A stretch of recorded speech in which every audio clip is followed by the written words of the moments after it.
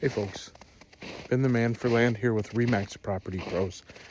This will be the final video that I post this year about evergreens, and I thought I was done with the last pine that we did, Scotch pine, but I realized I have something very unique in my own yard that's worth discussing. This one is red cedar. Now, red cedar is not an evergreen that we typically see this far north. How this tree got here, I have no idea, but I do know that red cedar likes to be over soils where there's like limestone rock.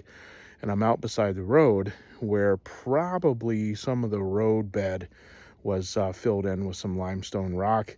Somehow a seed got dropped here by a bird or a passing car that might have picked it up from somewhere, and this red cedar started growing at the edge of my yard.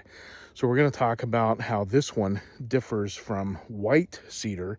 So this is the white that we have already talked about. Let's look at how this one differs from red cedar. Even though white cedar and red cedar share the name of cedar, the trees are actually very, very different. As you can see, the needles on the red cedar are they are clumped, but not as tightly as they are on the white cedar, and they're very, very sharp. So if you've been further west and hear folks talk about juniper, this is very closely related to the juniper that you see out west. So this eastern red cedar was a volunteer. It's not super happy where it is right now. It's probably one of the reasons why it's not a rich green color. But if we hold up our white cedar next to it, you can just see how different the red cedar and the white cedar are. There's really no reason why someone should confuse white cedar with red cedar. The site in which they prefer to grow is very different. White cedar stays focused in the swamps and lowlands.